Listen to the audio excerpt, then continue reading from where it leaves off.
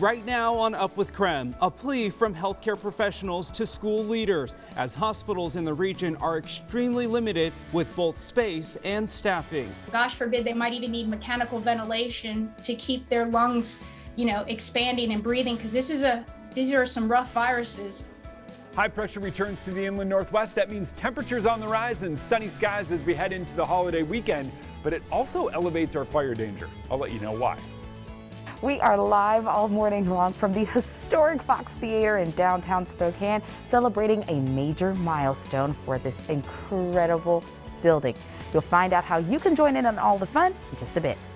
I'm a huge pickle lover. I've always been a huge pickle lover, so my concept was that this should be pickle forward, is what I'd like to call it. Pickle forward burger. So it's all about the pickle. The triple pickle burger. Try saying that 5 times in a row. This morning, the patty that sizzled its way to the top. Up with KREM begins now with Tim Pham, Channing Curtis, and Jeremy Legoo. Happy Friday, friends. Thanks so much for watching Up with KREM. I'm Tim Pham. This morning, the U.S. is now reporting more than a quarter of the world's new COVID-19 cases as children head back to school. The CDC says new studies show COVID doesn't appear to be more severe in children, but they say more of them are getting sick in communities with lower vaccination rates. And as COVID cases rise in children, Coeur d'Alene School District is easing up their COVID-19 protocols for the school year. Nicole Hernandez joining us now live in Coeur d'Alene. And Nicole, how are parents reacting to the changes made at last night's school board meeting? Yeah, definitely a split decision here. So I'm live at Winton Elementary School right now, where school obviously isn't happening today, very quiet, but starting up on Tuesday, school here, and that all schools across Coeur d'Alene Public Schools and in Post Falls will be starting up. So just a few days away. And the school board, the Coeur d'Alene School Board, announced that they will not be requiring masks, contact tracing, or quarantine protocols specifically for this upcoming school year.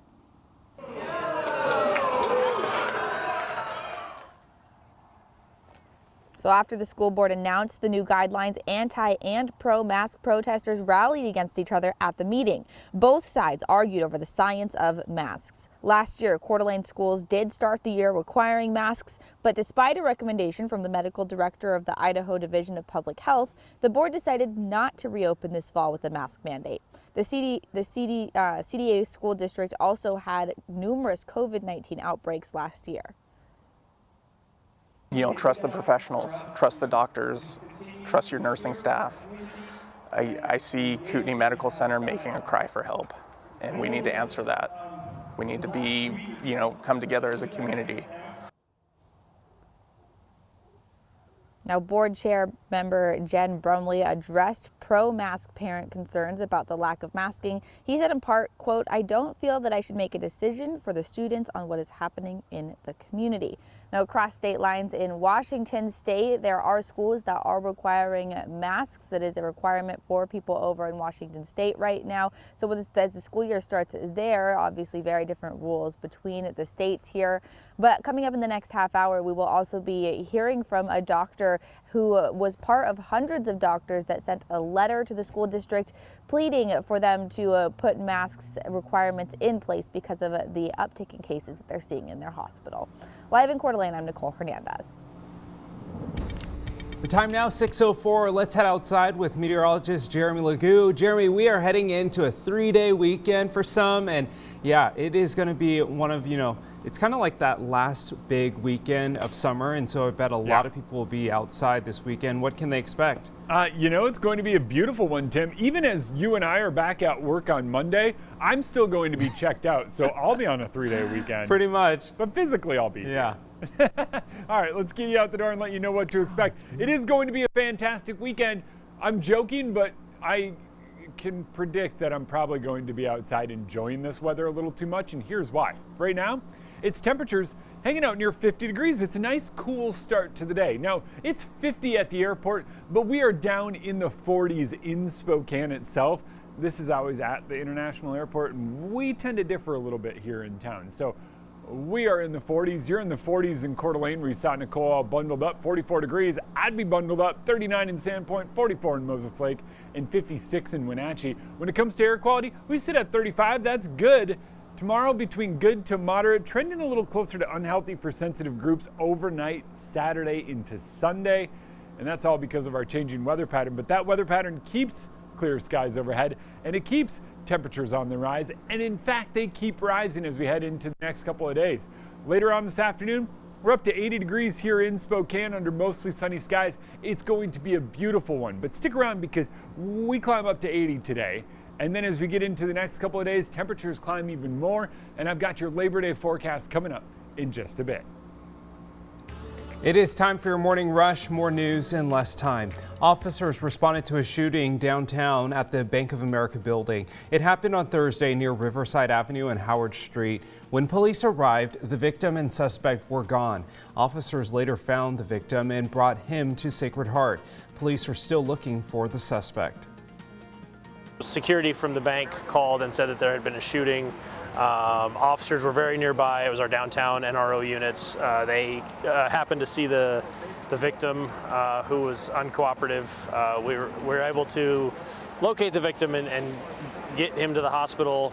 So the victim does not have any life-threatening injuries. We now know what may have started the Idler fire burning near Moscow, Idaho. Fire investigators determined it started inside a barn, but the cause is undetermined. However, witnesses said it may have started from a battery charger hooked to a boat inside the barn. One house was destroyed in the fire's path. As of today, the fire has burned 116 acres and is 67% contained. Former President Trump is getting involved in a congressional race here in Washington. He is endorsing Joe Kent, who is running against Congresswoman Jamie Herrera Butler in Washington's 3rd Congressional District. Now, this is part of the motivation behind the move, the impeachment vote. Trump mentioned it in his endorsement of Kent. Butler was one of 10 Republicans who voted to impeach the president. One of the country's largest video game conventions is back this weekend. PAX West will take over the Washington State Convention Center in downtown Seattle. That's starting tomorrow. Attendees must show proof of vaccination or a negative COVID test. And that's your morning rush. More news in less time. Let us know what's happening in your neighborhood by using the hashtag #UpWithKrem on social media. Well, today is a historic birthday for one of Spokane's most iconic landmarks. Yeah, this is pretty cool. Back in 1931, the Fox Theater was Spokane's largest movie theater and the first building in town with air conditioning. What? That's a fun fact. Yeah. Our Channing Curtis live there now to talk about tonight's 90th birthday bash. And it looks like she's on stage now.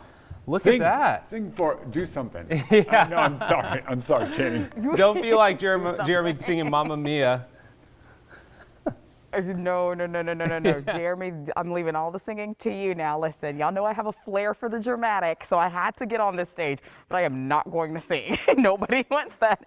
So the reason I'm here is because I am joined by James Lona. He is the music director for the symphony here. So this is like your second home right here. It really is. And what a luxury. I mean, normally symphony orchestras don't own their own hall, let alone something as amazing and beautiful as this. So it's such a great thing for me. Absolutely. It's just a joy getting to see it all while it's kind of quiet. Nobody's around just yet. So we're really getting a behind the scenes look here. So to talk about the upcoming symphony season, you're kicking things off with 2 free concerts this weekend, correct? That's right. We have our kind of Labor Day weekend concerts. This year we're not at Comstock because they're putting in drainage, so we're now down at the Pavilion, which is great, which is where I did my first concert as music director. Wow, that's incredible. So there will be 2 concerts this weekend. There will be one on Saturday. There'll be one on Monday. The one on Monday is the one that's down at the Pavilion. That's correct, yeah. And the one on Saturday is at Liberty Lake, That's correct? right, yeah. Okay, got it, I got it. Now talk to us a little bit about your upcoming season though, because that just kind of kicks things off, right? So yeah, the Labor Day concerts are kind of the unofficial launch of our year. We're so happy to be back in this wonderful place with a live audience. I always say it's like a triangle. You have the composer, the musicians, but the audience is also really part of everything. So we've got a great season coming up. We start with Brahms' Second Symphony in a few weeks.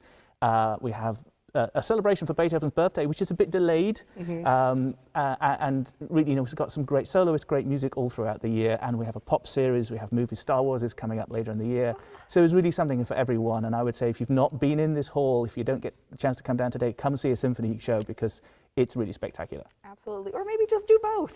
Just do both. Because that's right, today they'll actually be showing some of their virtual concerts right here on this huge screen that's behind these curtains behind me. So that'll be amazing to get to witness. So this is going on today. The celebration will be happening from 12 until 4. It is free. All you have to do is wear a mask. Wear a mask when you come inside. You'll get free cake. There's all types of souvenirs that you can buy. And you get to tour this entire building, which is absolutely stunning. I've just been wandering around all day. That's how I wound up on the stage. I don't think anybody let me up here. You're very welcome. All right, Tim, Jeremy, I will send it back to you guys. So live from the Fox Theater, I'm Channing Curtis. She just wandered up there. I love it. Well, still ahead here, a local husband and wife just faced off in a national competition to create the next best burger. And one of them came out on top and won the grand prize. I'm a huge pickle lover. I've always been a huge pickle lover, so my concept was that this should be pickle forward, is what I'd like to call it. Pickle forward burger. So it's all about the pickle. Ooh, well, the duo are now teachers turned burger artists. Look at that. Doesn't that just look delicious? And now a local restaurant is serving up their pickle masterpiece, and we'll tell you all about it next. Oh, looks like a good deal. It is a pickle joke. All right, I'm sorry. I'm sorry. If you're going to be doing any grilling of your own this weekend, we've got your grilling forecast. How about this one for Labor Day? Looking fantastic. How about temperatures starting out warm, getting even warmer? We'll be up in the 80s. And then as we head into the evening, sun does set pretty early, so expect those temperatures to start dropping, but Labor Day is looking fantastic.